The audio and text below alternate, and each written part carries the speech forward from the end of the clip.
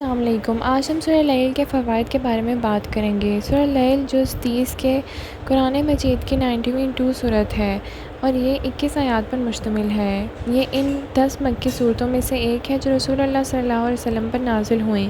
اس میں مکی صورتوں کی طرح مختصر آیات ہیں۔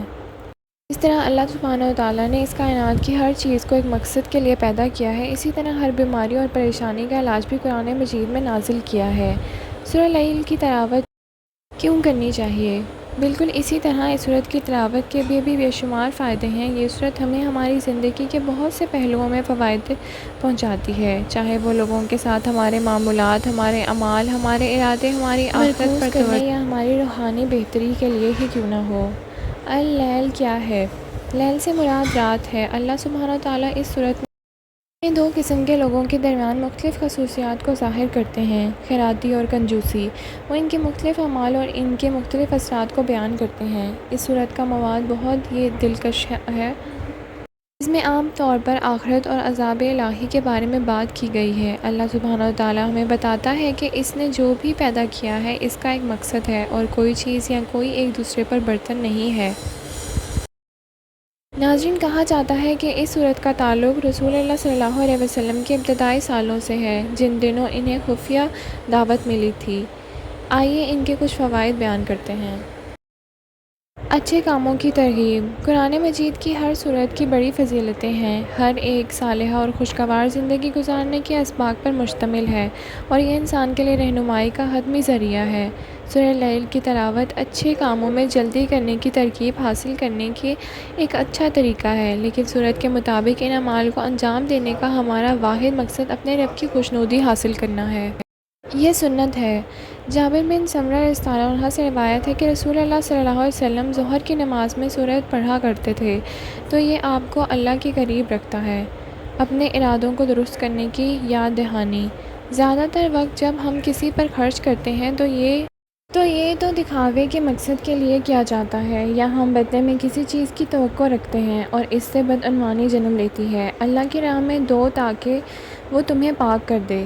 اس کی راہ میں بغیر ریا کے اور اسراف کے بغیر اس طرح نہ دیں کہ آپ کو واجب محسوس ہو، کیونکہ کل انہوں نے آپ کو دیا تھا اور وہ احسان ایسا ہے کہ اس کا بدلہ چکانا چاہیے۔ اس دباؤ میں نہ دیں بلکہ اللہ کی رضا کے لیے دیں۔ یہ رواداری سکھاتا ہے۔ یہ سورت ہمیں لوگوں کی اختلافات کو اپنانا سکھاتی ہے۔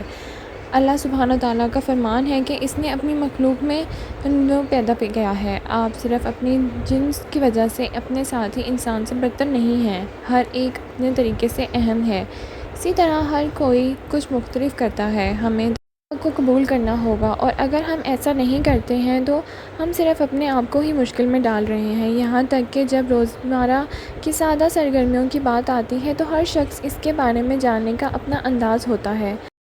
بار صرف اس لیے تنقید نہ کریں کہ وہ کچھ مختلف کرتے ہیں، سوائے اس کے کہ جب لوگ اللہ سبحانہ تعالیٰ کے حکم کے خلاف جائیں تو وہاں ہم لوگوں کو برائی سے روک کر نیکی کی ترغیب دیں اور برائی سے روکیں۔ یہ اچھے کی کوشش کرنا سکھاتی ہے۔ اللہ نے لوگوں کو اپنی عبادت کے لیے پیدا کیا ہے۔ اس نے ہمارے دلوں میں اچھے اور برے کی پہچان ڈال دی ہے۔ وہ کہتا ہے کہ جو لوگ نیکی کی پیروی کرتے ہیں اور اللہ کی عبادت کرتے ہیں، ان کا انجام ان لوگوں سے مختلف ہوگا جو نہیں کرتے۔ جس طرح ان کی کوشش اور طرز زندگی مختلف ہے، اسی طرح ان کا نتیجہ بھی مختلف ہوگا۔ جنت کے لیے کوشش کرنے والوں اور جہنم کی طرف جانے والوں میں رات دن کا فرق ہے۔ یہاں ہم اپنے طرز زندگی، اپنی کوشش، اپنے مقاصد کو دیکھنا ہوگا۔ وہ کسی مشابہت رکھتے ہیں؟ کیا وہ ان لوگوں سے مشابہت رکھتے ہیں جن پر اللہ تعالیٰ نے انعام کیا ہے اور وہ اس سے راضی ہے، یا دوسروں سے مشابہت رکھتے ہیں؟ اللہ کی مدد کا وعدہ۔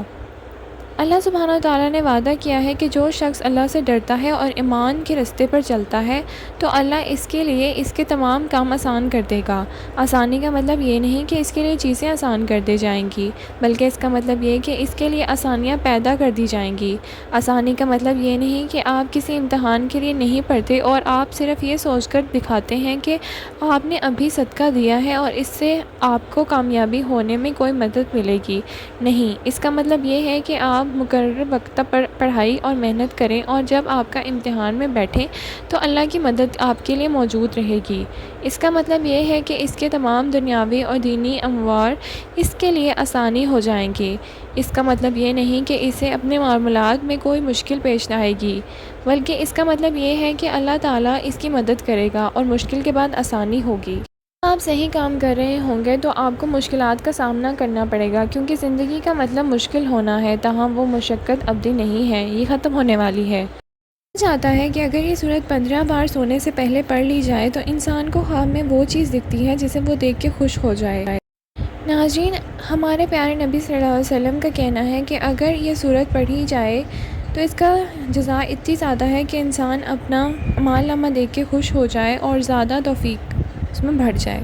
ناظرین، یہ بھی کہا جاتا ہے کہ سورہ لیل پڑھنے والوں کو اللہ کی طرف سے بہت ہی زیادہ فوائد اور خوشیاں اور تحفے ملیں گے کہ وہ اتنا خوش ہو جائے گا کہ اپنی ساری پریشانیاں اور تکلیف بھول جائے گا۔ جب انسان کو اس دنیا میں اللہ کی مدد حاصل ہوتی ہے تو اس کے لیے مشکل ترین کام بھی آسان ہو جاتا ہے۔